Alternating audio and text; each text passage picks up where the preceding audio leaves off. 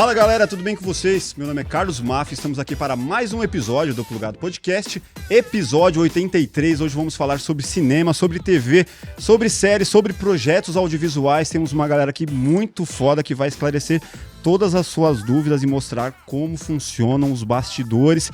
Tem aqui do meu lado esquerdo Miguel Rodrigues. Salve, Miguel. Salve, máfia. Nós de novo aqui. De novo, terceiro já? Tô contratado já ou não? Tá ganhando espaço, hein? Como tá? Tudo jóia, maravilhoso. Melhor agora, né? Com nossa convidada mais que especial hoje. Hoje temos bastante coisa para falar, hein?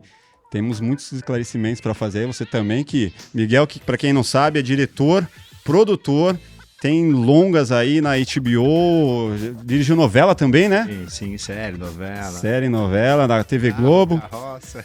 Kubanacan, né? Kubanacan, Senhora do Destino, Duas Caras, Cobras e Lagartos, Na Forma da Lei, que foi indicado ao Emmy. E agora tô aí com a Tecatec Filmes aí, né? E do meu lado direito, eu tenho aqui o prazer de receber Karina Schulz. Salve, Karina, tudo bem? Tudo bom, obrigada, tô muito feliz de estar aqui com vocês hoje, é uma honra. Eu que agradeço, vou deixar bem claro aqui para quem não sabe, né, porque a sua cara não está exposta, mas assim, a Karina, ela produziu o Festa no Céu, em 2014, certo? Foi indicada ao Globo de Ouro pelo melhor longa-metragem. Ela também produziu Gabi Estrela, 2013, 2015, no Globo, né? Grande sucesso. Quem tem filho aí sabe o que eu tô falando. Foi indicado ao Emmy Internacional em 2015 e logo depois esse projeto se tornou um longa também, né? O Gabi Estrela. Isso aí. Muito foda. Joacas, no Disney Channel, Disney XD, também um projeto da Karina.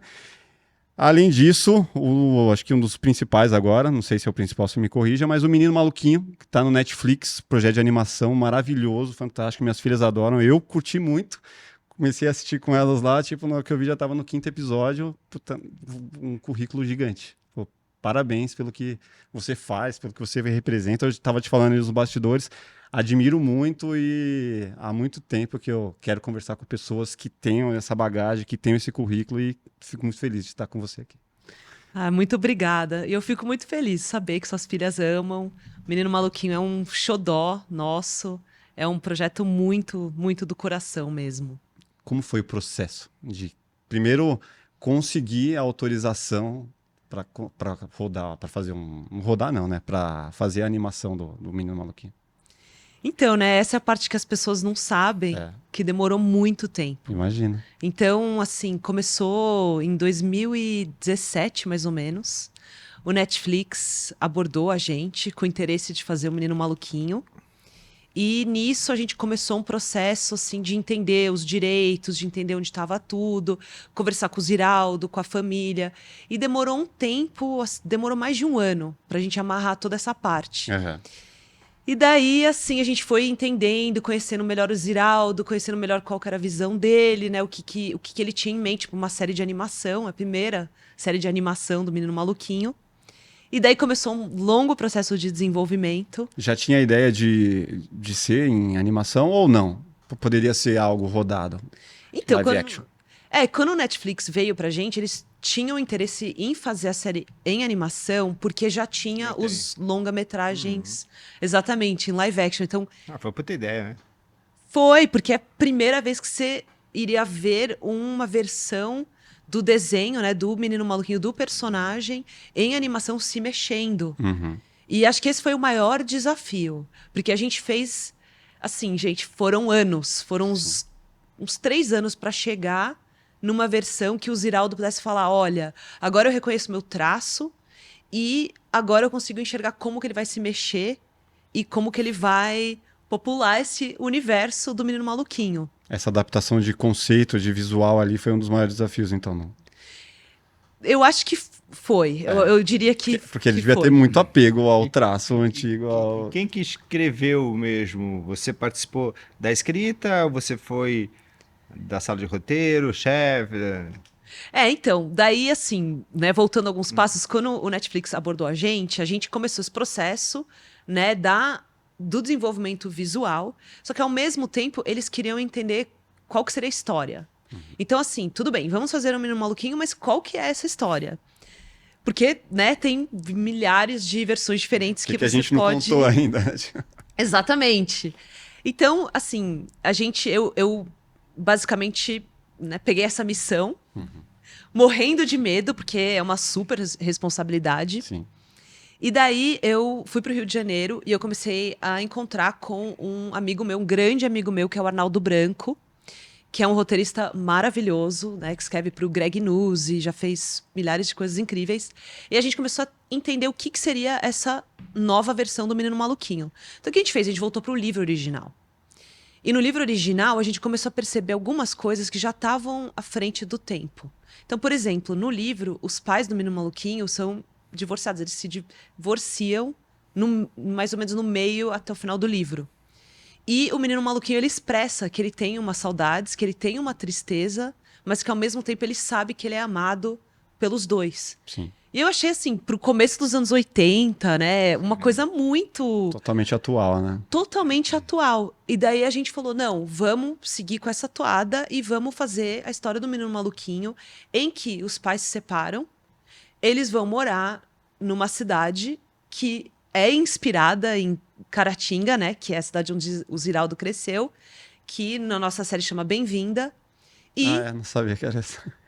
não, e depois Caratinga, a gente... Minas Gerais. Sim, Caratinga, Minas Gerais. E assim, Minha mãe nasceu lá perto.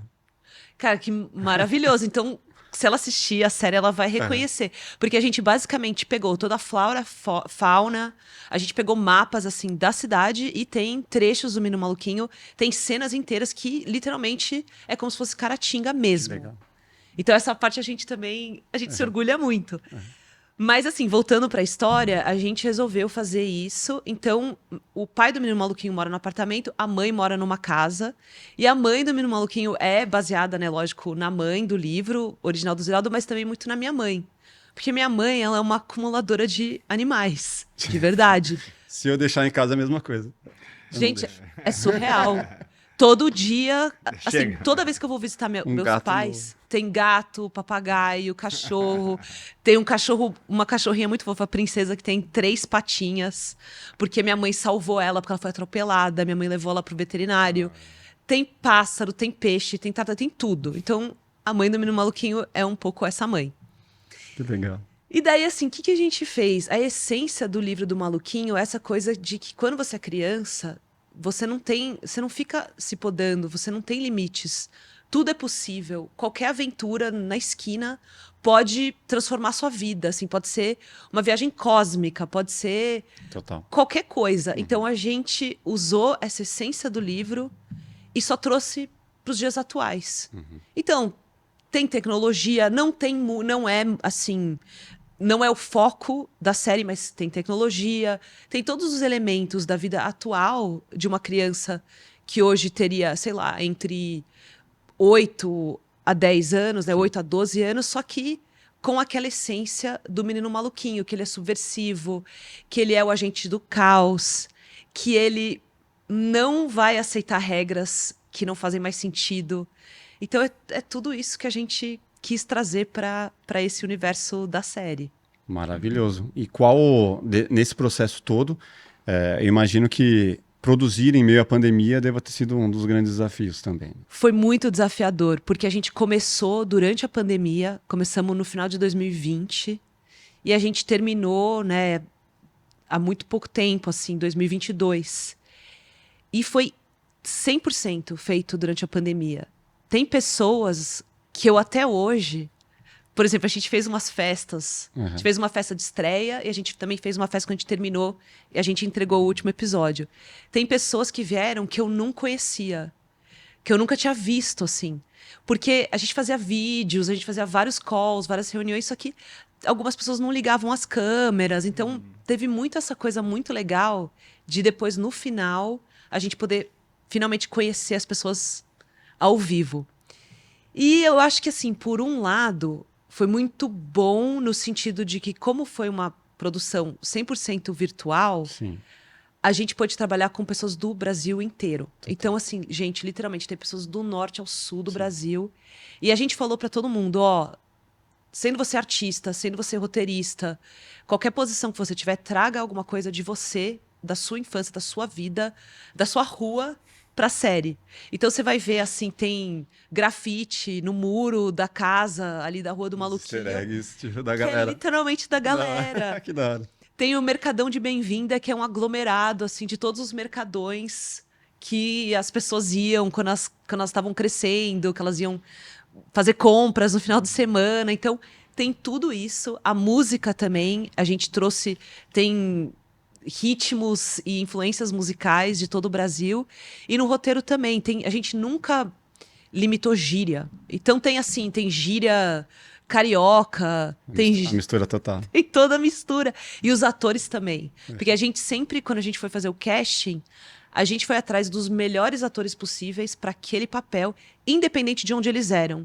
E daí você vê uma mistura de sotaques que eu achei que Os ficou... atores que dublaram desconhecidos ou atores conhecidos? Alguns são misturados. mais conhecidos, alguns são mais desconhecidos, né? Tem a Carol Roberto, né? Que foi a Julieta, o Marcos Pejon, que foi o menino maluquinho.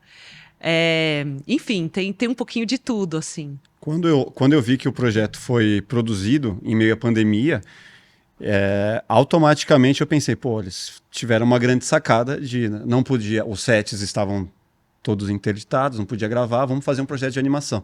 Porque com a gente aconteceu muito aqui. Não podia fazer publicidade, gravar e tal. Até podia, né? Depois de um certo tempo. Mas no começo, cara, começou a vir uma baita demanda de projetos de animação, de motion. E a gente não parou, graças a Deus. Mas eu imaginei, pô, a galera do cinema tá fazendo isso também. Não dá para produzir no set, vamos fazer animação. Mas não, começou lá em 2017 e veio a calhar. Então, a pandemia até que não atrapalhou tanto esse projeto para vocês, né? Isso que foi uma parte boa, assim, que a gente pôde continuar seguindo em frente. Teve alguns desafios, né? Então, por exemplo, você fazer uma sala de roteiro é muito cansativo. Você ficar todo dia, 8 horas por dia, mais ou menos... No Skype. No Skype, nem Skype, no Discord, não sei. No Zoom No ou Zoom, no Google Meet. Então, assim, por um lado também isso foi um pouco cansativo. E também, assim, a gente trabalhou com 2 estúdios de animação diferentes, né? Então, teve a Dogzilla, que fez a direção de arte Sim. do projeto, né? Comecei a seguir os caras, Maravilhosos. puta, muito legal o trabalho deles, parabéns, muito foda. Parabéns, gente. E a Birdo, né? E a Birdo também, que, ó, vocês Birdo são é foda. tudo. Mas isso foi desafiador, né? Porque teve pessoas que ainda não se conheciam, tudo tinha que fazer reunião. Não é aquela coisa você pegar, né, andar ali no corredor, ali vai pra cozinha, pegar uma água, troca uma ideia com o diretor, mostra alguma coisa, né, pro diretor de arte. Não teve que ser tudo muito... Teve uma distância que foi desafiadora, mas eu acho que no final acabou sendo bom também por essa questão da gente poder trabalhar com pessoas que não necessariamente estavam presenciais. Então isso abre o leque também, que é bem legal. Eu fico me perguntando uma questão de... Você também pode me falar, Miguel. Fazer projetos para streams. HBO, Netflix, Amazon. Como que é o feedback? Como que é o retorno deles de audiência, do que está rolando? Por exemplo, a gente produz para o YouTube, automaticamente a gente tem aqui, cara, números, métricas, analytics, que você pode ir mudando o trajeto, né, do projeto. Produzir para um grande player, como que é esse retorno e como entender se o projeto deu certo e a partir de quanto tempo você consegue ter isso? Então, eu acho que a nossa parceria com o Netflix, ela foi incrível, né? A gente trabalhou com pessoas maravilhosas, então eles acompanharam o processo, os feedbacks, tudo. E como, assim, foi um projeto que começou há muito tempo, a gente já tinha uma proximidade, uma intimidade. Eles eram muito claros, assim, qual que era a visão deles, eles foram muito acolhedores, assim, com a nossa visão. Uhum. Então, nesse ponto, foi maravilhoso. Daí, assim, essa questão de entender, né, qual foi, né, os números, a audiência, geralmente demora um tempo, porque do jeito que eles fazem, você faz uma reunião, depois de alguns meses, e eles contam para você, né, como é que foram esses números. Então, assim, você mais ou menos tem uma ideia, porque às vezes ele aparece ali nos top 10, ou você vê ali em alta, ou você ouve das pessoas, você consegue ter uma ideia, né, de que mais pessoas estão vendo, mas assim, não é um retorno imediato, Sim. Você igual... não tem uma dashboard lá. Você não, pode ver, tá dando audiência, não tá dando audiência, a galera Qual país tá que gostando. assistiu, onde é que não assistiu. O YouTube tem tudo isso, qual país que você assistiu. Exato, país que é você fantástico, é blá. incrível isso. E lá É, não tem, a gente não tem esse retorno. Você não tem como Não saber. tem como saber. Eles nem falam, acho que eles nem falam. Você só sabe se foi sucesso ou não quando é convidado pra fazer o 2, né? Ou a segunda temporada. E Cara, às mas vezes... é meio foda isso, né? Você Ele não tem esse sabe. retorno. É um pouco estressante, porque você não sabe, né? Você quer saber. Mas, assim, é interessante, porque a gente criou também um canal no TikTok do Menino legal. Maluquinho. E a gente é muito orgulhosa desse canal, porque o canal bomba. Tem, assim, Você tem um termômetro ali, então. e daí a gente sabe, tem vídeo de 7 milhões de views. Caramba. E lá você consegue ter um diálogo com Direto, o direto. público. Porque eles falam, eles perguntam. Eles acham. É muito fofo, porque tem criança bem mais nova. Uhum. E eles acham que eles estão falando com o menino maluquinho. Então eles ficam assim: pô, cara, eu adoro o seu livro. Quando que vai ter segunda temporada? E é muito fofo. Eu fico imaginando. Acabou de estar lá na primeira, segunda, terceira série, começou a aprender a escrever agora. Minha filha tá no Instagram, montou um perfilzinho dela. Aí ela manda um monte de vídeo, ela comenta, não sei o que. Eu fico imaginando, deve ser o mesmo perfil que tá lá comentando e falando com o menino maluquinho. Ai, gente, é fofo. muito maravilhoso, porque é o nosso público, a gente quer ouvir deles, assim. Tudo bem, é importante ouvir de executivo de canal, opinião e tal. Sim, mas o público quer. A gente quer saber do público. É. Então, nossa, assim, eu fico, às vezes eu choro, assim, de emoção quando eu vejo o retorno das crianças. Incrível. Porque Né? é- Trabalhar com criança é incrível, né? É muito maravilhoso. Pro produtor, o Netflix ou os outros streamers, não seria legal ter um painel pro produtor que pudesse acompanhar ali, pelo menos semanalmente, se tem ou não audiência, se o que ele ofereceu tá dando ou não retorno, se há ou não uma projeção de produzir outro daqui a um ano. Não seria interessante isso? Olha, Pra gente, pra quem produz, seria na fantástico. minha opinião, seria maravilhoso. E é uma das coisas, né, que estão sendo discutidas na greve, né, lá nos Estados Unidos, né, da WGA. Ah, tem isso? Que é justamente ter um pouco mais de transparência nos números, porque às vezes você faz um hit, né? Você cria uma série, você é roteirista de uma série, ou diretor de uma série, você tem um hit, isso vai influenciar no seu próximo contrato, né? Nos seus próximos valores. Então, seria... Por isso que eles não fazem. Seria bom. Você não faz ideia, mas tem lá, tipo, 1 bilhão de pessoas que já viu o seu material. Aí, se ele te oferece essa informação, Sim. na próxima contratação, ele fala assim, pô, esse cara sabe sentido. que tem 1 bilhão de pessoas vendo. Será? Não sei, tô aqui criando teorias. Então, a gente sendo polêmico aqui, mas exatamente, Sim, assim, eu acho que seria maravilhoso.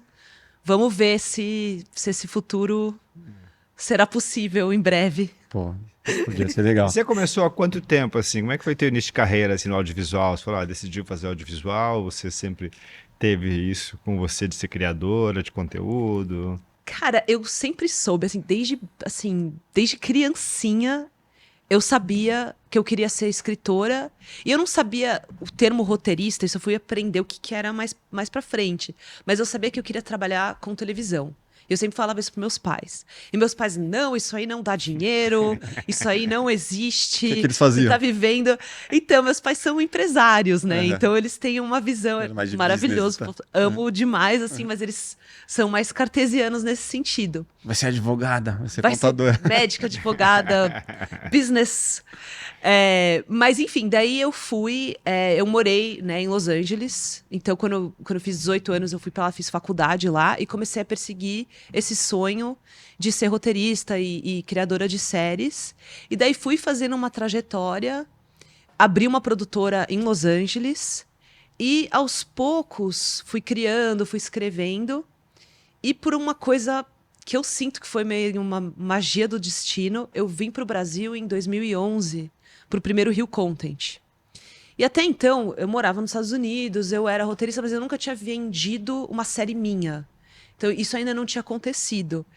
Quando eu vim para o Brasil, eu conheci a Mara Lobão, né, da Panorâmica. Então, Beijo, Mara, também, porque Maravilhosa. a Mara mudou minha vida de uma certa maneira, porque Isso é legal, né? ela mesma falou assim, cara, e se a gente fizer uma série musical maravilhosa pra criança aqui no Brasil, com música sertaneja? Eu falei assim, nossa, que legal, ia ser muito legal. E remeteu muito à minha infância, essa coisa de ter ido em fazenda, né? Zezé de Camargo e Luciano. Zezé de Camargo e Luciano, Chitãozinho e Chororó. E assim, quando eu era adolescente, hoje tá de novo, mas naquela época bombava muito música sertaneja, então fazia parte, assim, do meu emocional, da minha memória afetiva. Então a gente sentou, a gente criou a série, te vendeu pro Gloob. Assim, tô encurtando, teve várias sim, curvas. várias etapas. Não foi tão várias rápido etapas, assim. Não foi tão fácil, nunca é, gente. É, assim, tá. Não, infelizmente não. Mas, assim, uma vez que a gente vendeu a série e começou a produzir a série, eu tinha uma ideia muito sem noção, que eu fiquei assim, eu vou ficar no Brasil uns 2 meses, escrevo uns roteiros e volto pra Los Angeles. E eu tô aqui até hoje. Deixa as coisas lá. Não rolou dessa maneira. Tipo, o Brasil me sugou, assim, não teve jeito, mas foi maravilhoso, tem sido muito legal. Assim. Mas você sente que tem algo inacabado em Los Angeles que você ainda quer ir lá para produzir algo? Com certeza. Eu tenho um pezinho lá ainda. A produtora também tem uma sede, né, em Los Angeles, e a gente continua também desenvolvendo, fazendo projetos. Então, pode ser que no futuro, assim, eu não me imagino me mudando oficialmente de volta, mas tendo essa ida e vinda, assim, que eu acho bem legal, porque alguns dos projetos que a gente faz na Chatrone, eles são híbridos. Então, por exemplo, tem o Badabim, que é uma série de animação também, um pouco mais para crianças mais novas do que o Menino Maluquinho, que foi feito para Discovery, tá no Pré-escolar, Discovery Plus. Pré-escolar. Maravilhosa, é um outro xodozinho da minha vida. Mas essa série é um perfeito exemplo, que ela foi criada no Brasil, mas ela foi escrita em inglês, com roteiristas brasileiros escrevendo em inglês e alguns roteiristas americanos. Ela foi gravada originalmente, né? As vozes foram gravadas em Los Angeles. Daí a gente fez a tradução, a gente mesmo. Daí a gente gravou também aqui no Brasil e a animação foi feita no Brasil. Então é um perfeito exemplo do que se pode fazer também pensando em modelos mais internacionais. Pra galera que tá vendo e se perguntando, meu Deus, como que ela conseguiu tudo isso? Sair daqui e morar em Los Angeles e conseguir, de repente, fazer uma série pro Gloob. Cara, conta um pouco dessa evolução, graduação, curso. O que você fez? Como que foi esse processo de evolução técnica aí? Ou até mesmo de ter um estilo, né? Que é super importante. Como entenderam o seu estilo para te oferecer um Gabi Estrela? Tipo. Então, eu acho que esse assunto é bem querido, assim, para mim, que é essa coisa de você desenvolver um estilo e uma voz sua. Eu conto isso muito, né? Eu falo muito disso para os meus amigos roteiristas e para roteiristas mais novos ou pessoas que estão começando, que falam para mim, mas como é que faz, né? Como é que você, né? Você entra nessa carreira de roteirista, como que você eventualmente vira um showrunner ou vira um chefe de sala? Você é showrunner? Eu sou showrunner. Estamos aqui com a showrunner. Explica o que é showrunner pra galera. Então, o showrunner é uma pessoa, né, uma roteirista, geralmente é um roteirista, que você participa de todas as etapas.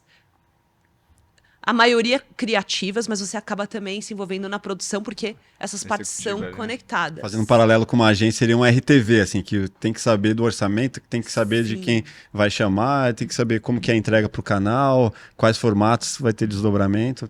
Faz a ponte de tudo. Faz a ponte de tudo, porque quando você também tem uma produtora e a produtora está envolvida na série, né, ou no longa, você tem uma responsabilidade também financeira. Sim. Nem todos os showrunners são necessariamente donos, né, das produtoras, mas a lógica é a mesma. Então você tem que entregar o melhor conteúdo, o melhor produto possível, tem que estar ali impressa a sua visão. Mas Tem que atender bem o canal. Você tem que atender bem um canal, então o showrunner ou a showrunner geralmente tem um molejo também, uma capacidade também política de Não só negociar. artística, né? Porque são muitos egos e muitas pessoas e muitas opiniões. Você tem a direção, daí você tem a produção, que está sempre super preocupada com os custos. Daí você também tem o canal, que quer Qualidade. Resultado. qualidade, resultado e um certo tipo de conteúdo que Sim. eles enxergam como o melhor conteúdo que cabe, que encaixa melhor né, naquele canal. Que não necessariamente é a visão do diretor ou do produtor, né? Muitas vezes não é. Muitas vezes não é. E isso que eu acho que é muito difícil também. E às vezes, assim, eu já trabalhei com pessoas incríveis e tem executivos de canais maravilhosos. Mas às vezes, como eles não estão necessariamente na sala de roteiro, eles podem não estar sempre com razão, Sim. né? Geralmente não. Até assim, às vezes eles têm as melhores intenções, ou Sim. são super talentosos, mas às vezes eles não estão ali na minúcia para entender exatamente o que é melhor Sim. para aquele roteiro. Então você também tem que conseguir bancar Sim. qual é o momento que você vai dizer, não, esse aqui eu não faço, sem se indispor, e qual que são os momentos que você diz, não, tudo bem, Vou tentar. aqui a gente tem que negociar. E daí você tem que chegar na sala de roteiro e às vezes você vai ter um monte de roteirista olhando pra você, a galera assim, Não era isso que eu combinar. não é isso que você abriu mão disso pro cara, você foi mole, e você tem que conseguir. Eu atendi. Dá um roteiro, né? O showrunner é apuros, né? Bom, o showrunner manda prender, manda soltar e toma as bordoadas. Tipo, Qual Não, desse- e a direção Sim. também, que às vezes a direção, não, corta isso, corta aquilo. Daí às vezes você olha e fala, não, realmente a direção tem razão. A gente tem que cortar isso aqui, senão vai estourar o orçamento. E daí você tem que chegar na sala de roteiro e o roteirista que escreveu aquele roteiro que tá sendo cortado. Terrível, o cara quase dizer, chora, né? olha, Aquela infelizmente cena. a gente sabe, tem essa cena que você... Demorou 2 dias pra escrever. Você demorou tanto 2 carinho. dias, que é o seu xodó. E às vezes, assim, eles têm que confiar em você Sim, também, né? É difícil. Então tem todo. E Tem qual- todo esse jogo, né? Desses canais todos. Só voltando, a sua evolução técnica, que você entrou no showrunner e não contou como que foi. Ah, então. Daí, assim, como eu falei pra vocês, eu fui pra Los Angeles quando eu tinha 18 anos. Eu estudei na UCLA. E lá eu tava um pouco fugindo dos meus pais, porque eles não eram muito a favor de eu seguir essa carreira artística. Uhum. Então eu fui ali pra poder Ter uma liberdade. ter uma liberdade, perseguir meu sonho. Hoje em dia, gente, tadinhos, hoje em dia eles super apoiam. Meu pai é o maior Claro que vão. fã da minha vida. Mas naquela época, assim, eu tive que dar uma disfarçada, né? Não falava exatamente o que eu tava fazendo. E depois que eu me formei, né? E eu me formei, é engraçado, eu me formei em letras. Eu não me formei em cinema, porque a faculdade de cinema da UCLA é muito difícil de entrar. É muito impossível, é muito difícil. E eu falei, cara, eu não vou perder meu tempo tentando entrar e não conseguindo, e vou prestar faculdade de letras, que eu já sei que é mais fácil eu vou conseguir entrar. E direcionado no que você queria. Que é escrever.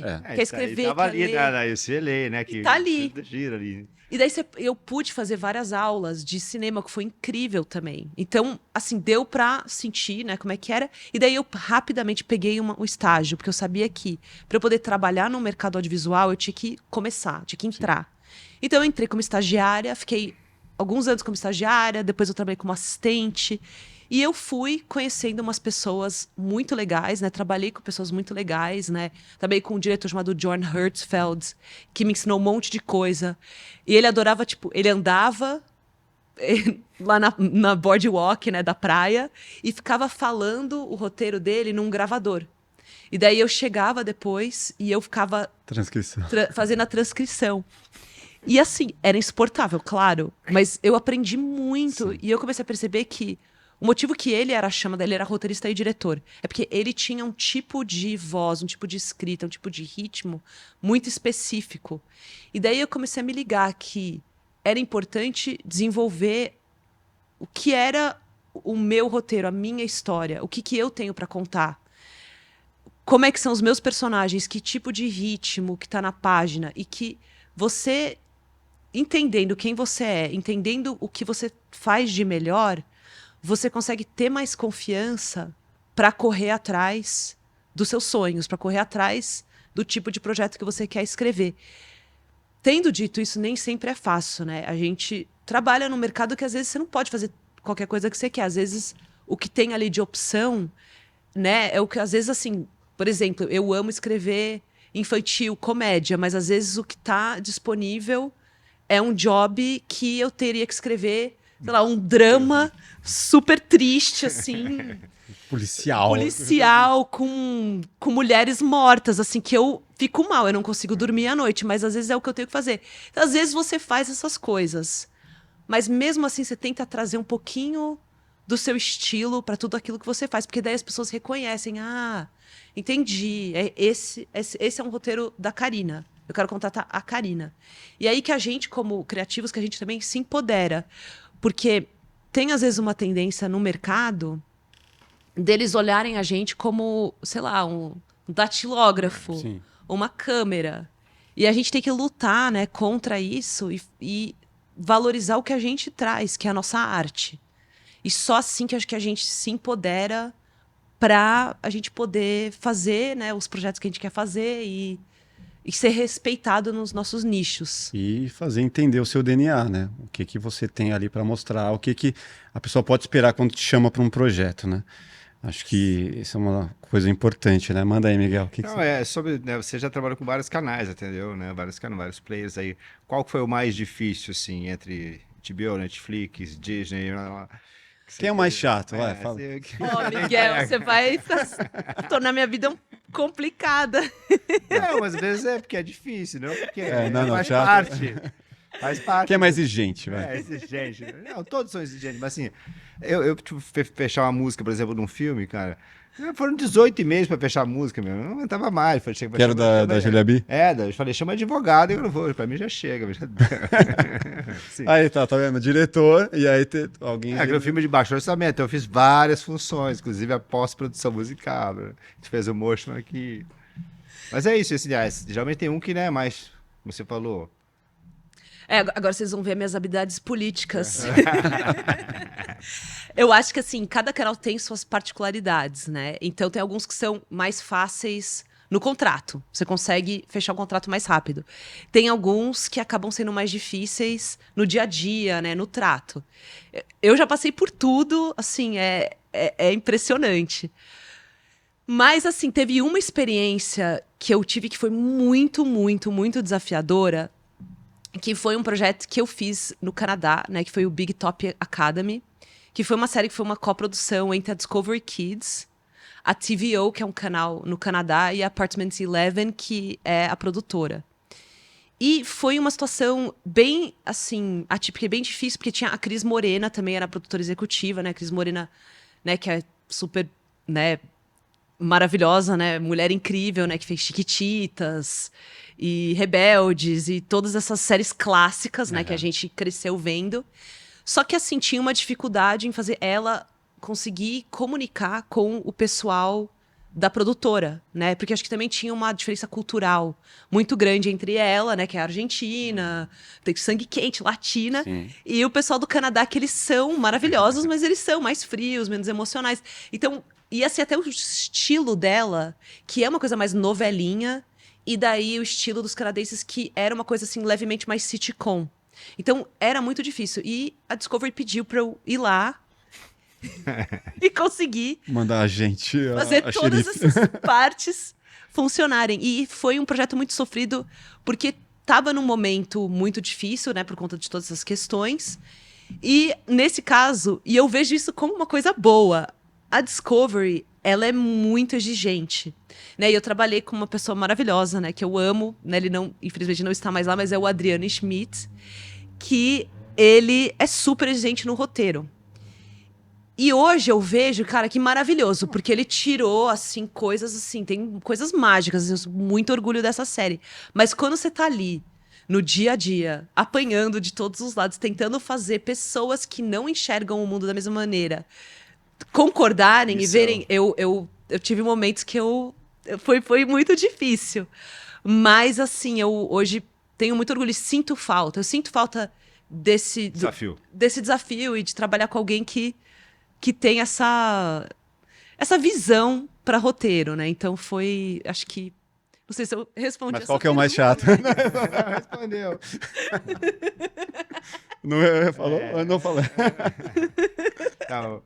Então, assim, na lista, assim, de cima pra Volta. baixo. Não vamos complicar ninguém.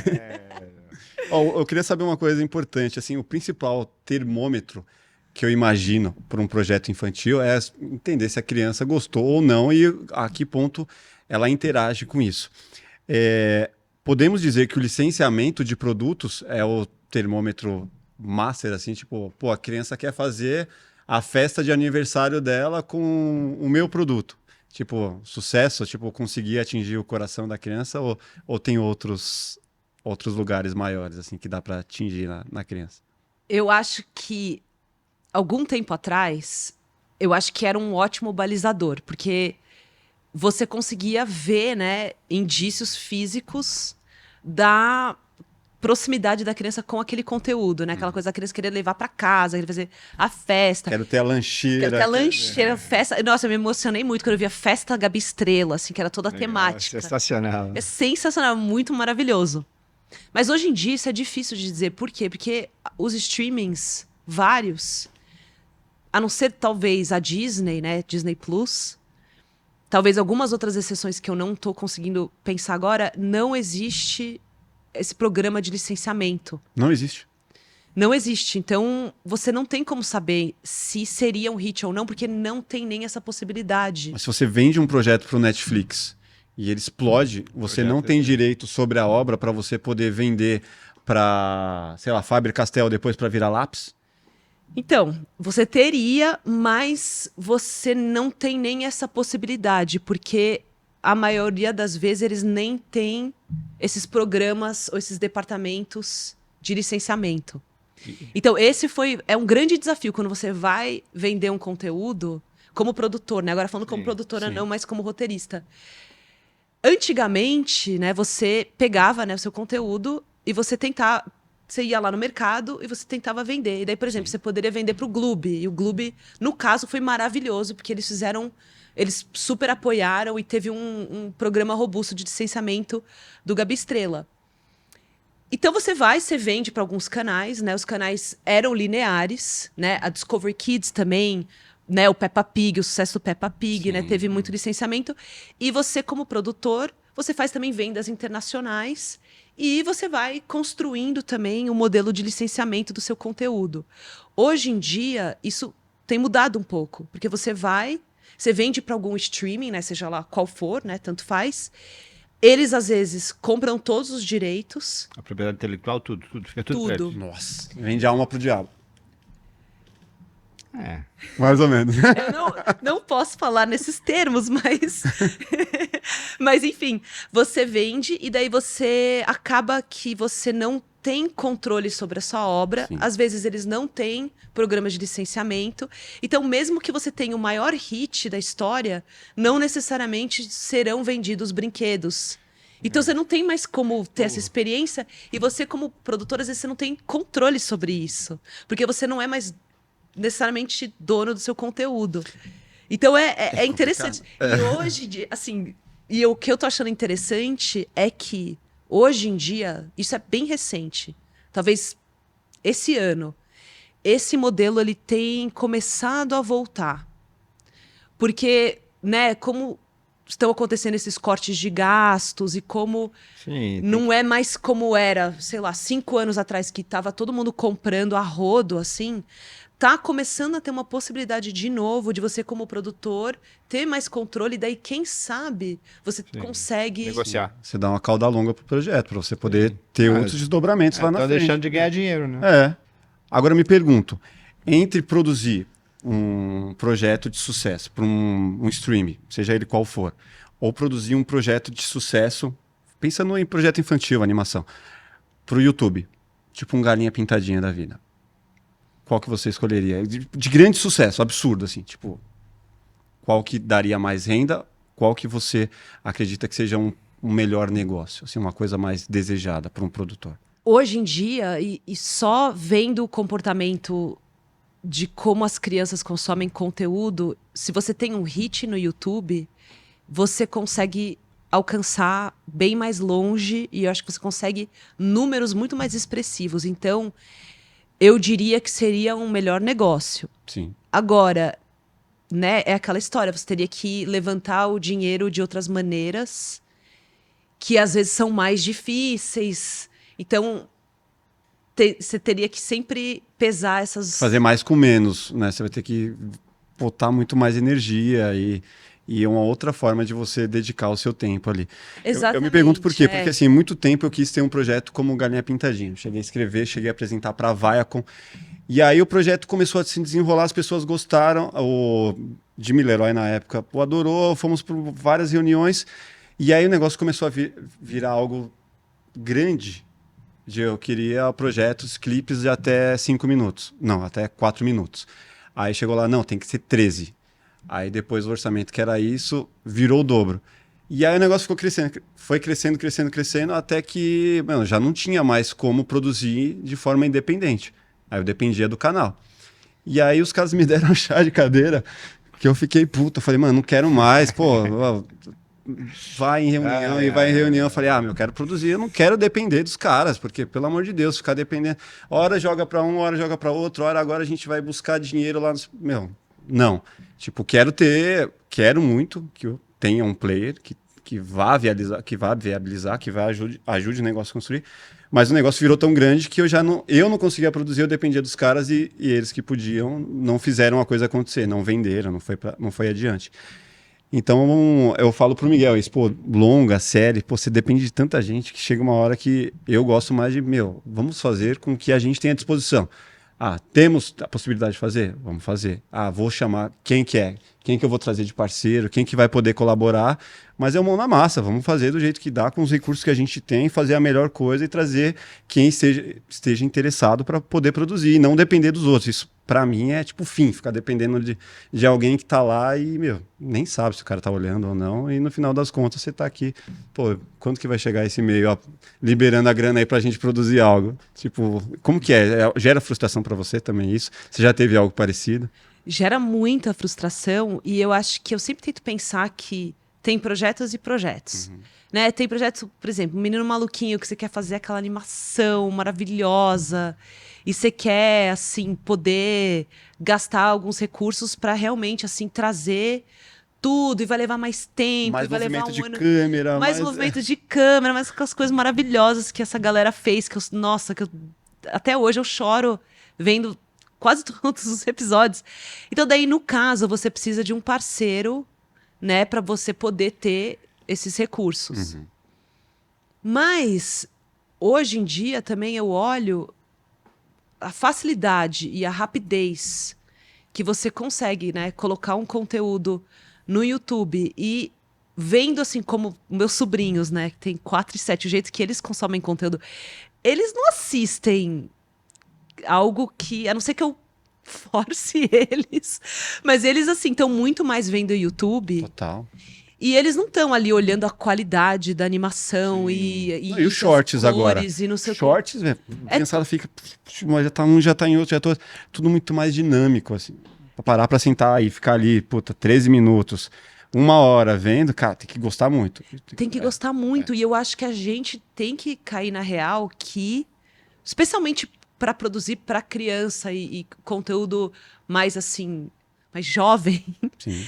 A gente vai ter que se adaptar e a gente vai ter que ir para modelos mais como esse, em que a gente faz coisas mais rápidas, com menos orçamento, com uma qualidade que talvez venha mais do roteiro, da criação. Sim, dos atores. Depende muito mais da canetada ali. Porque eu acho que é o que me assusta até, pensando, né, na greve dos roteiristas agora e pensando, né, em como o mundo está evoluindo e os streamings, que eu acho que a gente está num momento que não é que nem antigamente, que as pessoas iam ficar malucas e perder a cabeça se a greve ia continuar e, meu Deus, eu preciso assistir a nova temporada do Grey's Anatomy, senão eu vou morrer, porque não sei o quê. Não, a galera tá no YouTube vendo conteúdo. Então a gente vai... Já vê outra coisa cada hora. Então é assustador, a gente não tem mais aquele poder que tinha antes, assim, o conteúdo caro, premium. Então a gente vai ter que se adaptar, é inevitável, eu acho. E você vê o movimento dos grandes em se adaptar nesse sentido? De produzir mais com menos investimentos ou linha de produção? Daí eu não sei, eu acho que deve ser uma pergunta que eles devem perder noites de sono, porque eles são estruturas grandes que precisam, né, de orçamento, que precisam movimentar coisas, às vezes, para justificar tudo aquilo. Então, é difícil ir para por exemplo, você ser um canal, um streaming que produz um conteúdo super assim, premium, e de repente agora você tá fazendo uns vídeos. Pastelaria. Não É é? foda. É Pra gente é assustador, foda. né? Então daí você fica assim, e eu amo esse tipo de conteúdo, não vou mentir pra vocês, eu assisto Succession. Então eu morro de medo de uma era em que não vai ter mais, né, esse tipo de conteúdo. Mas eu acredito que talvez você ainda vai ter esse tipo de conteúdo, mas menos. E vai produzir mais Exato. de um outro tipo de precisa, né? conteúdo. Eu acho que é inevitável. Eu queria te fazer uma pergunta, assim, né? Eu, como sou diretor, eu não sou roteirista, eu adoro escrever, coisa e tal, criador, mas eu sei que para ser roteirista você tem que escrever Mas agora você gosta muito. bastante do chat GPT, né? Gosto. Tem que escrever muito. Tem que escrever muito, assim. E às vezes, né? Você escreve uma cena, aí chega lá o diretor dirigiu aquela cena, mudou a tua cena, fez negócio. Como é que você fica, assim? Claro, se você é produtor executivo, ainda você pode, né? Você tá lá, ser produtor. Agora, quando você é só roteirista, não pode falar nada, né? Mas, tipo, acontece muito isso, já sair muito diferente do que você imaginou, melhor, às vezes pior. Então, tem diretores e diretores, né? Diretoras e diretoras. Eu, né, tive várias experiências, e algumas boas, algumas não tão boas. E várias vezes, assim, eu vou citar alguns exemplos. O Gabi Estrela, a gente escrevia o roteiro, e na época eu não era tão experiente quanto eu sou hoje, né? Faz já uns 10 anos. E eu confesso que quando eu chegava no set, né, e o Cláudio Bockel, que era o diretor do Gabi, assim, muitas vezes eu ficava assim, nossa, maravilhoso, assim, ficou bem melhor do que eu imaginei. Então, eu acho que é maravilhoso quando você tem uma relação com a direção e ela agrega e o projeto cresce. Isso às vezes não acontece, né? Tem muitos casos em que isso não acontece. E eu sou produtora executiva da maioria dos projetos que a gente faz. Às vezes não. Às vezes eu sou contratada como roteirista separadamente, mas a maior parte das vezes são projetos da Chatrone, e eu sou roteirista e eu sou também produtora executiva. Então eu tenho um certo, entre aspas, poder de, assim, se a relação com a direção não tiver boa, ou eu sentir que a direção não tá indo na visão que é melhor pro projeto, eu tenho um pouco de... Eu posso falar, olha, ou a gente tem que resolver isso aqui, ou não vai rolar, né? Mas assim, às vezes você não tem, às vezes você é um roteirista contratado, ou às vezes é um diretor ou diretora que o canal pediu pra colocar e tal, e você às vezes não consegue ter esse tipo de desenvoltura ou esse tipo de habilidade para você conseguir segurar uma onda ali ou parar a direção de cortar páginas e coisas do tipo. E eu acho, assim, pessoalmente, isso muito nocivo para o projeto. Porque o modelo de negócio que eu acredito é que tem que ter uma comunicação. Porque, no fundo, a gente está no mesmo time. A gente quer a mesma coisa. A gente quer que o projeto fique lindo e maravilhoso. Então, assim, se você não está gostando do meu roteiro e a gente precisa conversar e eu preciso mudar ele, ou você acha que tem que cortar porque não sei o que... Cara, vamos conversar, vamos fazer acontecer. Porque eu acho que os melhores projetos é quando a gente tá trabalhando em conjunto e aquela coisa tá, tipo, voando, assim, e você tá naquela sintonia maravilhosa. E acho que é esse modelo que eu sinto que seria muito bom se mais produtoras mantessem alguém da sala de roteiro, seja um showrunner, seja um chefe de sala, envolvido no projeto. E claro que o roteirista ou a roteirista precisa ter noção, né? Claro. Porque tem gente que não tem. Exatamente. Mas Então, a galera que você trabalhou costuma...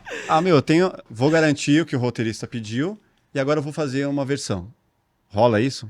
Então, às vezes rola, mas às vezes você não tem tempo no Dificilmente set. vai ter tempo, né? Porque às vezes o tudo diretor já- tá mal dando conta daquela diária que precisa acontecer. Temos e foi... Seguiu. E às vezes não tem jeito, Mas esse assim. temos tem que estar no roteiro, né? Porque, pô, alguém escreveu ali, é meio foda você pegar, mudar tudo e não ter a versão... Não, sim. Porque eu penso assim, Mas se eu rola. vou fazer uma versão, se eu quero uma Rola. versão, pô, garante ali o que foi pedido, beleza, tá ali, mas vamos fazer um adicional agora? E aí, pum, coloca, e aí depois na pós entende, pô, funcionou melhor ou não, vamos na ideia original. É uma forma menos invasiva ali de você colocar um pouco mais da sua identidade no projeto. Completamente, mas às vezes acontecem coisas assim, não vou citar nomes, Mas, Você vai fazer- mas assim, eu já trabalhei num projeto que o plano de gravação não foi feito. Então não foi feito na hora em que ele tinha que ter sido feito. Última ordem do dia, certinha. Né? Tudo certinho. Então, quando a gente começou a gravar, assim, depois eu diria, o primeiro mês de gravação, perceberam que o que estava no roteiro não ia encaixar. E a direção, na época, também não conseguia gravar o que era necessário ser gravado para você conseguir E montar. montar. Então, o que a gente teve que fazer? Não teve jeito. A gente teve que cortar cenas do roteiro, porque senão não ia dar. E era uma produção que ia doer no meu bolso, então eu tive que cortar. Então, às vezes acontece isso. Às vezes você não tem opção, você acaba tendo que dar uma, entre aspas, sendo bem política, diminuída na qualidade do projeto do roteiro, por erros de produção, por uma Egos, direção né? inexperiente que não consegue dar conta do fazer. tamanho do projeto, Sim. ou uma falta de comunicação durante o processo de roteiro, para já quando você está entregando o roteiro final, já ali sacar que vai caber, não vai caber. Já tem um Porque- produtor ali identificando, putz, isso aqui cabe em uma Mas, diária, cara, isso eu aqui não acho cabe. eu acho que assim, não fora da diária, mas caber no filme. Muitas vezes você grava e depois joga a coisa fora, né? Sim. Muitas vezes, não acontece isso. Eu tenho um amigo que gravou um longa, não vou falar também. O primeiro corte teve 10 horas. Meu Deus, socorro, gente. Depois ele teve que Desespero. rebolar. Tipo, falou, mano, tem o primeiro corte que deu 10 horas de material. A gente passou um mês gravando. Imagina que jogou fora, né? Mano, jogou um monte. Teve que tirar pessoas importantes do elenco. Tipo, um Nossa. planejamento que não foi muito bem sucedido, né? Então, é um problema, né? Porque é dinheiro jogado fora, né? É dinheiro jogado que vai pro fora. ralo. E eu acho que é aí que volta para essa lógica de produção, que é você manter um showrunner envolvido, porque daí você tá. Porque às vezes o diretor chega depois. Né? Às vezes você tá na sala de roteiro, você tá terminando a sala de roteiro, você tá entregando os últimos roteiros, o diretor vem depois. Então, às vezes, a direção não teve a chance de se envolver desde o começo, e daí também normal, é o que acontece. Né? Então, se você tem um showrunner já desde o início comunicando com a produção e comunicando com todo mundo que for entrando, você acaba tendo menos chance de acontecer esses erros, Esses desencontros. esses desencontros, ou de repente, assim, sei lá, alguém escreveu um roteiro, na hora que você vai ver, gravar, você fala, meu, o que é isso? e às vezes são coisas tão bobas, assim, às vezes, sei lá, você tem um roteiro, isso acontece muito, assim. Você, sei lá, tem um terno, um exemplo bobo, sei lá, tem um objeto que é muito importante pro roteiro. E ele tem que ser de alguma cor, por algum motivo que vai ter um payoff um pouco mais na frente, sei lá, daqui a 5 episódios. E daí, por uma falta de comunicação, e porque não tem essa pessoa do roteiro ali, na hora de escolher o objeto, escolhem o objeto errado, já tá gravado, e daí na hora do payoff lá na frente não dá mais pra mudar, não dá mais pra voltar, não tem mais como... E daí fica daquele jeito. Manda pra pós, a pós resolve. E depois, eu ouço muito isso, os caras da pós, eles estão sentados no ar-condicionado, deixa que eles resolvem. E, gente, não Aí chega o é... orçamento da fora. Tipo, não funciona assim, não dá pra consertar as coisas. E daí é uma coisa simples que poderia ser Puta. resolvida com um diálogo, É. se tivesse alguém ali olhando, sabe? Meu sonho é isso, nunca cortar nada de um filme depois da gravação, usar tudo, cara, 100%. É, porque é o seu tempo. que você Podia fazer ficou outra lá. coisa, mas podia ter mais tempo pra outra cena. Eu gosto muito de falar de futuro, né? Aqui no Plugado. E falei, como brinquei aqui de chat GPT, mas como que você vê o futuro do roteirista com essas inteligências artificiais tão poderosas quanto o chat GPT ou outras aí que estão surgindo? Então, esse também é um dos pontos, né, da greve, da WGA, que eles querem algum tipo de regulamentação, porque o medo é que daqui no futuro, quanto mais sofisticado tiver o chat GPT, daqui a pouco, de fato, o chat GPT talvez não vai escrever um roteiro que vai ganhar um Oscar, mas assim, vai escrever, sei lá, uma primeira versão, vai escrever as bíblias de venda, os pitch decks, Uma série de assistentes tudo. já perderam cargo. Com certeza, Né? sim. Eu já fiz, assim, esses testes, assim, que eu pego, escrevo uma bíblia de venda e daí eu peço pro chat GPT, eu dou, assim, os temas e tudo, e eu vejo, tipo, na boa, escreveu melhor que eu, assim. De Principalmente verdade. pra Bíblia. Agora, pra cena ele não é bom. É, Pra cena ele é péssimo. Ele escreve umas cenas Então, toscas demais. mas aí vai da evolução do comando que você dá para ele Não. também. De Puta, eu já dei quanto, vários de quanto comandos. você vai insistir ali. Assim, ou eu então pensando assim, você eu pega dou um logline para um roteirista escrever, entendeu? E aí o roteirista pega aquela o logline, ele pega, sei lá, uma cena, né, uma escaleta, fala, desenvolve essa cena aí, você dá pro roteirista, ele vai desenvolver aquela cena, você dá pro ChatGPT, ele não vai desenvolver, ele não tem o raciocínio humano, entendeu? Ele não tem Ah, humanidade no roteiro, nos ainda, mas diálogos, nas quanto tempo tem o coisas, chat GPT? assim. e esse que é o medo, né? Esse que é o medo Ele dos tá roteiristas aprendendo. de já tentar regulamentar isso um pouco, porque senão, ou um pouco não, mas já tentar regulamentar, porque a gente não sabe daqui a 20 anos o que vai estar sendo o chat GPT. E daí o que eu acho, a minha opinião, é que talvez os roteiristas, showrunners, super expert, tipo Shonda Rhimes, Ryan Murphy, né, vão continuar trabalhando, né? Braulio Mantovani, vão continuar trabalhando, tipo... Tem um nome garantido aí. Mas assim, os mais novos que precisam entrar, que geralmente são os roteiristas que, para aprender, estão escrevendo as bíblias, estão escrevendo as loglines, as sinopses, esse trabalho vai ser cortado. Sim. E daí, assim, Uma pessoa pode ir lá. perigoso. Não, vai ter que ter sempre um humano ali perto para escrever. Mas o que eu acho legal é que ele dá a possibilidade daquele cara que ele não tem tanto conhecimento, tanto estudo, se ele se esforçar, ir lá e buscar e conversar, ele vai ter uma possibilidade a mais do que aquele cara que estudou lá na PUC, estudou não sei aonde, que teve maiores professores. Ele tem os professores aqui junto com ele, pode pedir opinião para esses caras aqui, Sim. ele pode pedir alguma coisa. Então ele tem essa liberdade. É mais de, mesmo que ele inclusivo. está na favela, muito mais, que ele está na favela, que se ele tiver o chat, ele pode, vai ser qualquer forma, ele não faz sozinho, você tem que dedicar tempo, você tem que conversar com o chat, tem retorno, você troca ideia, dá opinião, dá palpite. Eu acho que para mim, eu acho uma liberdade de dar Você acha oportunidade. positivo? Claro, tudo na vida é positivo, então não é negativo. Tem muita gente que vai aprender. Tipo, o cara que falou, né? O copo meio cheio. Eu quero baixar filme da internet, piratear, não sei o que. O chat falou, não pode, ser contra a lei, não sei o que. Ah, tá. Então me dá os sites que eu não posso entrar, para eu nunca entrar nesses sites. Mas será que é verdade isso? Eu fiquei... Ele dá. eu achei que foi meio fake isso aí. Não, ele é inocente. Ele Tadinho. acha que a gente não vai fazer Tadinho. mal. Ele não sabe como é que é o humano. Então, tudo tem um lado bom Humano e ruim, brasileiro. né, cara? Tudo vai ter um lado bom e ruim sempre. Mas você não vê como... Eu acho que você tem que, como tudo, né? Tem É uma essa visão positiva do ferramenta.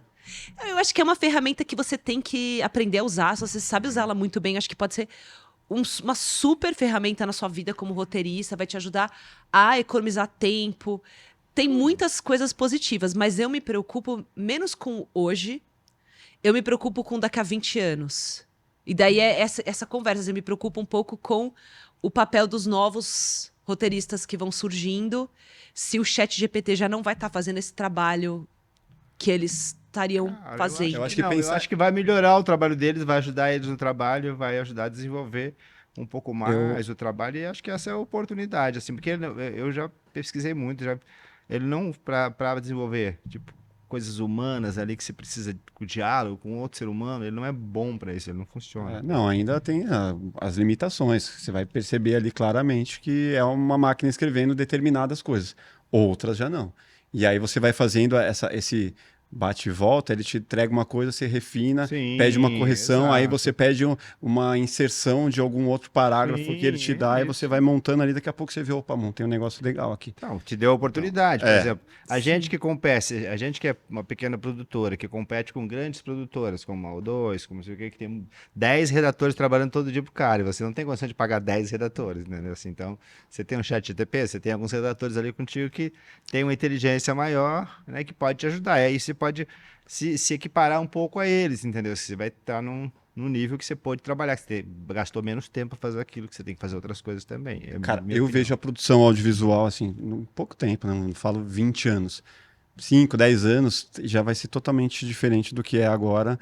Desde editar, que você pega inteligência artificial já, que você pega esse, sei lá, o áudio que a gente está fazendo, ele já vai limpar todos os respiros, ele já vai te entregar pronto.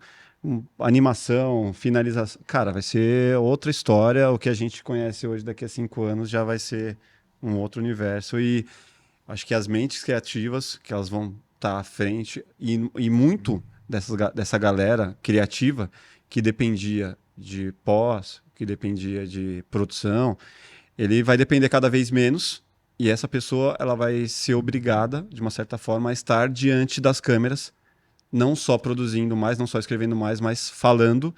E no final das contas vai ser um embate aí, vai ser a disputa para ver quem fala melhor, quem tem o melhor texto, e é eu aqui resolver. Vai ser melhor. Vai ser mais natural, tipo, menos depender de produção e de pós. Tipo, quem fala melhor? Ah, você é uma roteirista que tem a bagagem que fala bem, puta, tá lá na frente, porque todo o resto vai estar muito fácil. Tipo, mano, animação, anima pra mim um letreiro assim, assim, assado, faz isso aqui. Daqui a pouco é comando de voz que vai fazer, você não precisa nem escrever mais. Então, E volta um pouco ao assunto que a gente estava falando antes, né? Que o diferencial vai ser a sua voz, né? A sua visão, Sim. sua identidade. a sua identidade artística, né? Sua criatividade específica, né?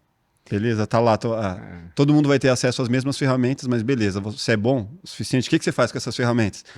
Mano, todo mundo tem acesso a uma caneta. Sim. Quem sabe fazer um desenho foda? Eu tenho um lápis, eu tenho acesso a um lápis. Eu não sei desenhar uma parada foda de pegar e fazer aqui. Exato. Mas dá pro cara que sabe desenhar, ele vai fazer. Tipo, Exato. é muito foda. Porque a inteligência sempre existiu. Os grandes canais, para eles usavam inteligência para descobrir o que o mercado quer, o que as pessoas querem ouvir agora, saber agora, entendeu? Para produzir aquilo que eles querem. Por quê? Porque não porque eles foram fazer pesquisa, porque eles estão usando inteligência artificial para isso. Agora, qual que você imagina, vocês imaginam que vai ser o futuro do cinema, das salas de cinema que a gente conhece hoje, esse modelo de negócio, de que você vai lá e senta para assistir. Você acha que isso dura ainda, mas quanto tempo? Você acha que você tem alguma visão assim, tipo, futurista totalmente diferente do que é agora?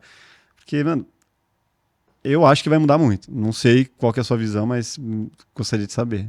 Cara, eu espero, né, que dure, né, meu coração, porque eu amo ir pro cinema, assim, pra mim, o cheiro, né, de pipoca e aquela tela e aquele momento que finalmente, assim, eu não preciso atender e-mail, não preciso responder. O ritual, né? Sabe, de escolher o o filme. ritual, e tá todo mundo ali, e tipo, você sentir aquela experiência e passar por aquela jornada com aqueles pessoas estranhas que você nunca viu na vida, mas que você sabe que estão passando por aquilo com você, ou quando, sei lá, você olha pro lado e alguém também tem uma cena que você tá chorando, e você olha pro lado da pessoa também tá chorando.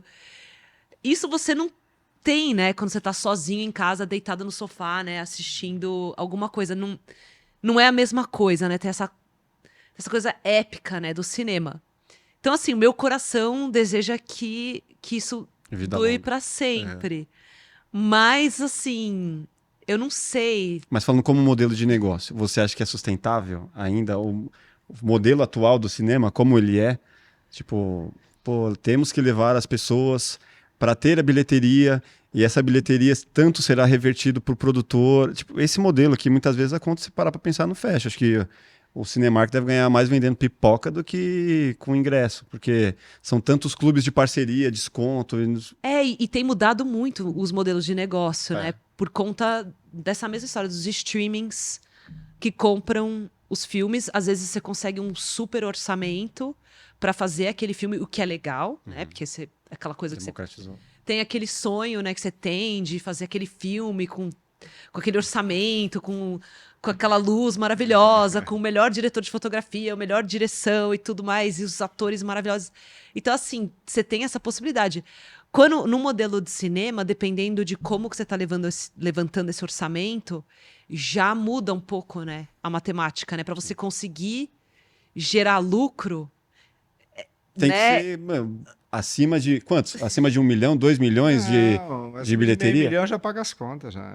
De quantas pessoas comprando ingressos? Meio milhão de pessoas. Meio milhão de pessoas. Para pagar as contas. Depende do filme, depende, claro. Depende do tamanho né? do filme. Um filme pequeno, assim, sei lá, uns 3 milhões, dá para pagar. Então. Mas vai que você consiga fazer uma bilheteria de 5 milhões, aí você fica milionário, meu.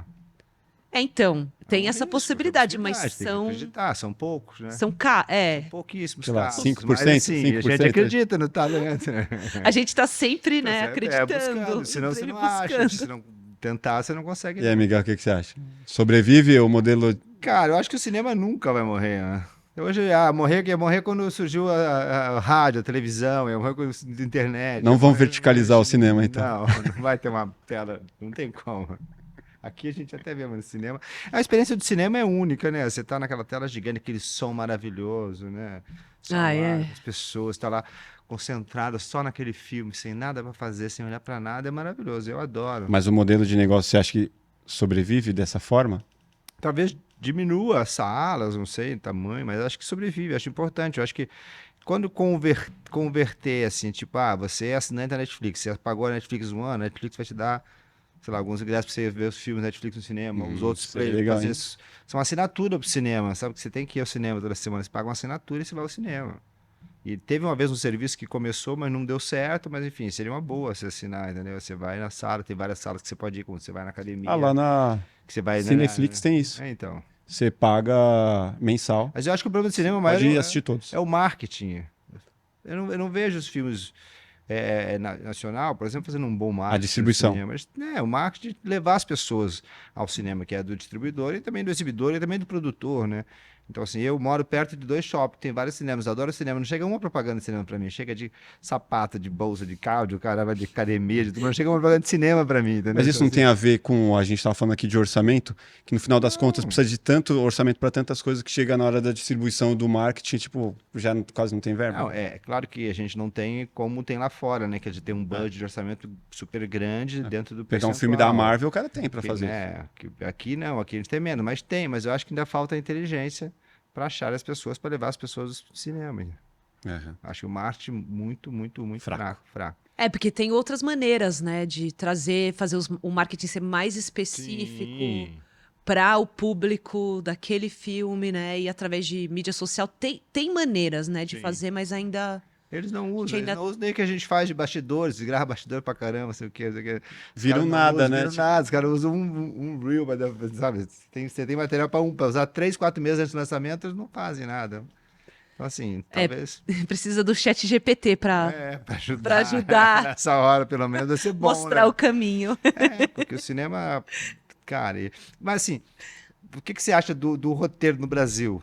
Dos roteiros, falando de cinema, mais do que de série, assim. O que você acha que falta pra gente conseguir atingir realmente? Cara, eu acho que assim, tem roteiros maravilhosos, tem roteiristas incríveis. Eu acho que a gente faz muito com muito menos. Então, eu diria até que os roteiristas daqui são mais fodas, assim. Mas eu acho que entra um pouco nessa mesma conversa. Acho que às vezes os filmes nacionais eles não conseguem ter a visibilidade, porque a gente está competindo com todos esses filmes internacionais, né, esses filmes americanos, que tem muito mais orçamento, tem muito mais marketing, tem muito mais sala de cinema que está passando. Então, sei lá, a gente que é cinéfilo, a gente vai, né? A gente fica sabendo, a gente lê sobre, nossos amigos, tem filme, a primeira coisa que a gente vai fazer, a gente vai na data de estreia, tamo lá e vamos vendo, vamos ajudar, sabe? A gente quer estar lá. Mas assim, por exemplo, trazer meus pais pro cinema, né? Os empresários céticos. Se eles não estão sabendo, Sim. eles não vão pro cinema ver um filme nacional. Se eles nem sabem que existe. E eles não sabem que existe. Então, como é que faz? E a maioria do público brasileiro não é a gente. Exato. Não é a gente. A gente é um... Então, é muito triste pra mim, porque a gente tem as ferramentas, a gente tem a visão, a gente tem histórias maravilhosas. Esse país super rico, diverso, com as histórias mais maravilhosas, assim. O que falta pra gente ser uma Hollywood, né? Falta o roteiro Jornada do Herói pra galera gostar mais. Não, eu acho que falta incentivo. Mas incentivo governamental? Também. Porque na formação, Formação, né? no Não marketing, sei lá, eu acho que os streamings têm que passar conteúdo brasileiro, tem que passar. Porque a gente está começando uma corrida que a gente já perdeu, sabe? De uma certa maneira. Então, como que a gente vai competir com uma Marvel? Gente, não tem como. Então, pra mim, Briga desleal. Né? é uma briga desleal, assim. Esse roteiro Jornada do Herói, típico da Marvel, da DC, que a gente vê em a maioria dos filmes, o que você acha desse tipo de roteiro? Cara, eu, particularmente, não tenho nada contra. Eu amo. E assim, a gente tá falando mal da Marvel, mas eu assisto todos os filmes. Eu assisto tudo. Eu amo. Eu acho que é uma estrutura e um formato que funciona. Porque eu também sinto que, às vezes, a nossa vida é uma jornada de herói. Então, é uma coisa que todo mundo consegue se relacionar. Identifica, né, cara? Todo mundo consegue identificar. Então, assim, eu acho maravilhoso, eu acho que funciona, mas eu acho também que não é a única. Sim. não é a única estrutura que funciona, não é a única estrutura universal da experiência humana. Então, Porque quando você começa a assistir muito, você já fica, puta, você já fica cansado, né? Você já sabe, meu Deus, fui obrigado pelas minhas filhas a assistir o Guardiões das Galáxias 3 esse final de semana. e como é que foi? E Eu não fui ainda. Eu não tinha assistido nem o 1 nem o 2. Falei, puta, filha, mas eu vou ter que assistir o 1 e o 2 pra gente poder assistir o 3. Ela falou, pai, vai, né? Aí eu falei, puta, vou dar um jeito. Aí eu falei, me conta tudo. Não vou assistir, não vou ter tempo. Me conta o 1 e o 2. Aí eu fui o preguiçoso, né? Aí ela me contou. Aí eu fui lá, assisti 2 reviews, aí discuti com ela, falei, beleza, tô preparado pra ir. Pô, da hora a experiência, gostei. Mas no começo do filme, você já percebe, o personagem principal precisa sobreviver e para isso vamos fazer a busca na... Mestre. Pô, de novo, vai correr. É verdade, tem o tem o mestre, mestre, tem a tem virada. a parte do treinamento, Exato, tem é a o que funciona, virada, é o que o público está acostumado, se identifica. O molecada adora. Muito Mas eu tô diferente. ficando velho, né? Então, você já viu isso tantas vezes.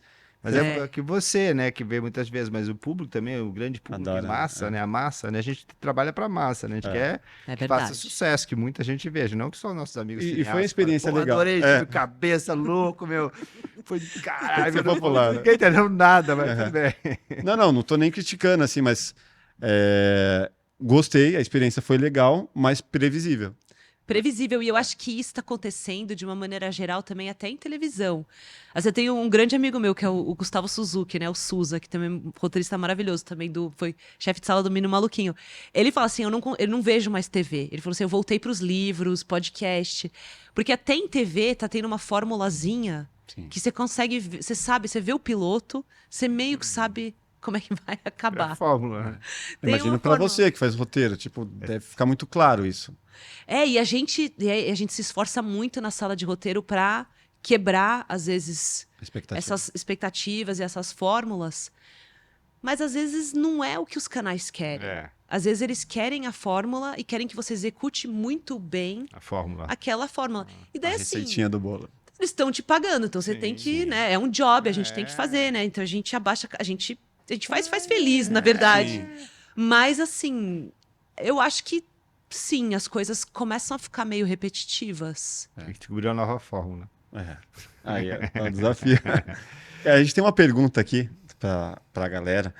A gente tá plugado e a gente costuma entender através dessa pergunta um pouco aí de como foi o seu passado, algo que te traga uma memória afetiva. A gente tem uma playlist no Spotify e a gente alimenta essa playlist com uma pergunta para cada convidado de uma música que tenha marcado algum momento importante aí da sua vida. Queria entender o que vale deixar aí. Cara, tem várias, né? Acho que tem muita música que eu amo muito. Eu acho que o álbum Acabou Chorare, do Novos Baianos, é muito importante na minha vida. Se você for ver todas as trilhas sonoras das minhas séries, tem influência das músicas naquele álbum. Então, a abertura do Joacas, a música de abertura, tem influência direta. Muitas músicas do Menino Maluquinho a gente usou assim, como referência. Novos Baianos, vamos fazer uma versão, né? Todo o compositor traz, né, o que é dele, né? E os músicos também. Mas assim, tem muita influência daquele álbum. Então acho que esse é especial, assim. Qual a música?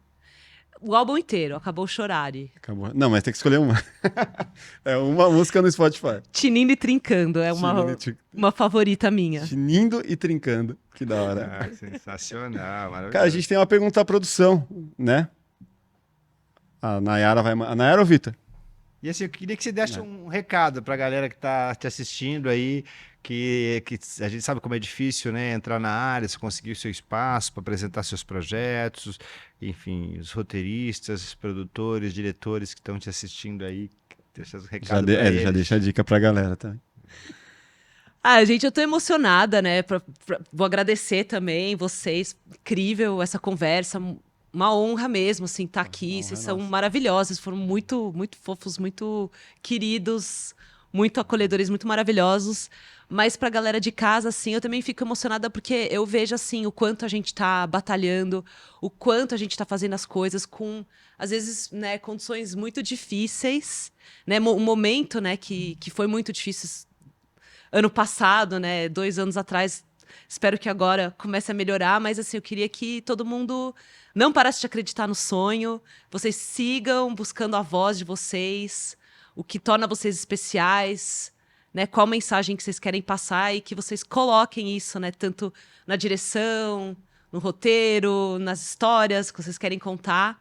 E vamos que vamos, gente. A gente vai vencer. Maravilhoso, um texto motivacional.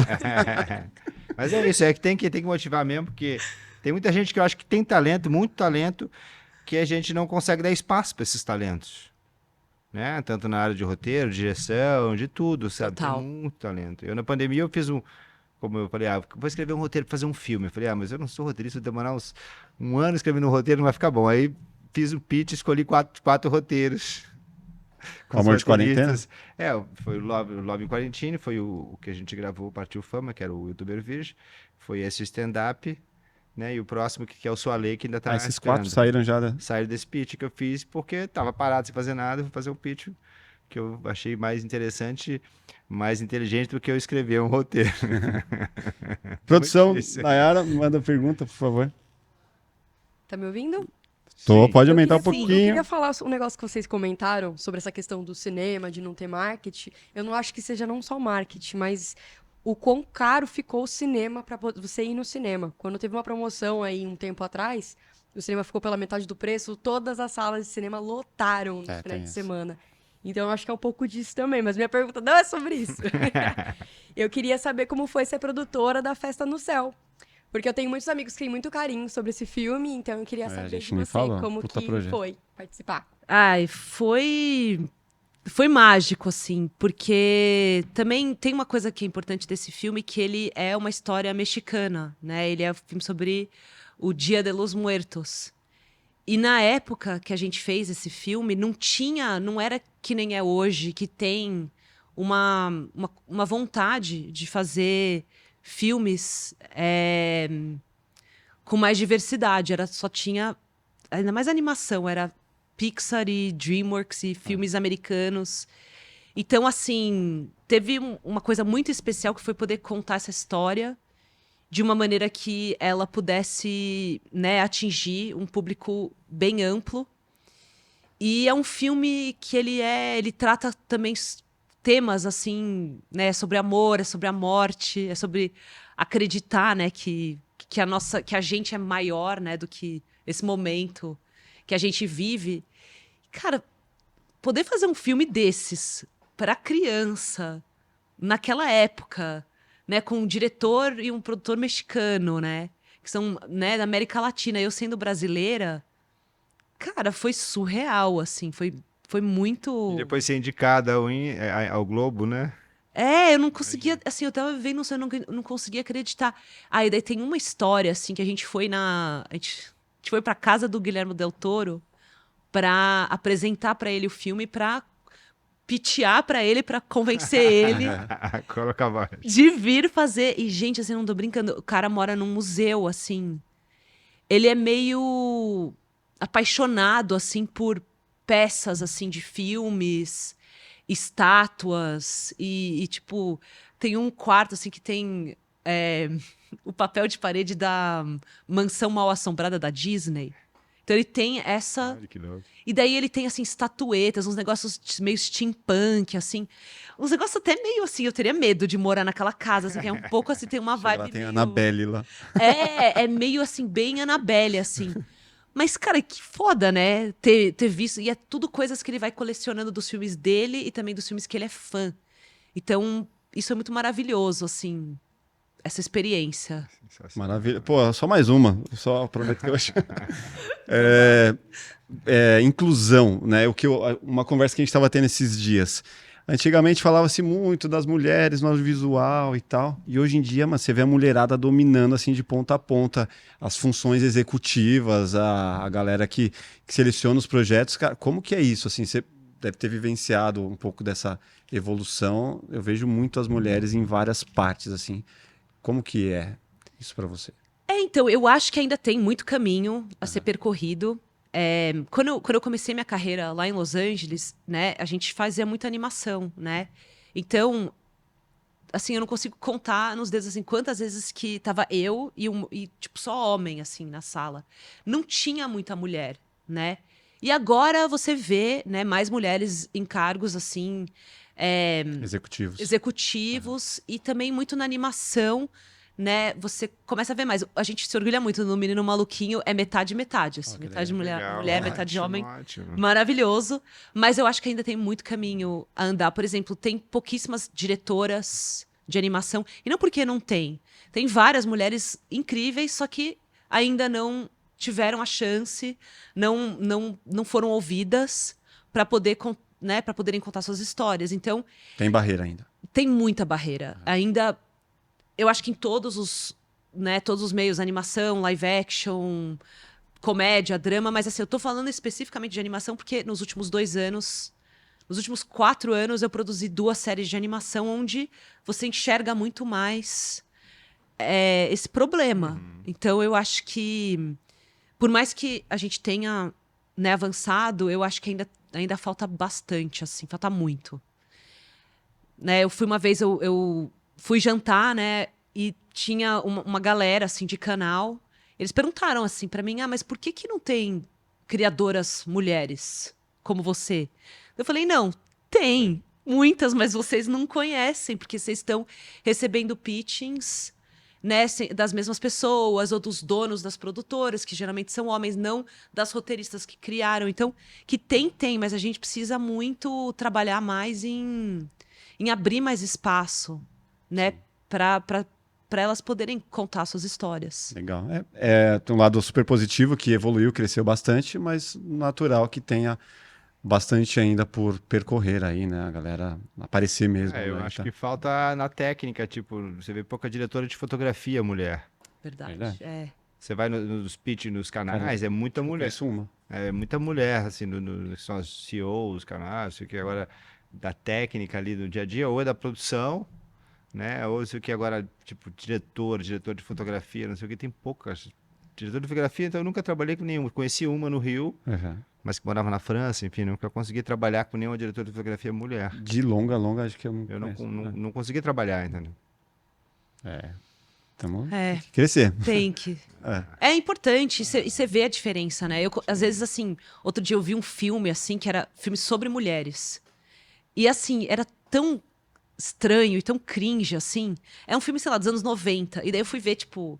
Era porque era um homem diretor, um homem roteirista, homens produtores. Daí, assim, Eu consegui. não vai rolar. Porque essa história é sobre mulheres se apaixonando, mulheres se divorciando, mulheres tentando encontrar espaço. E, assim, não...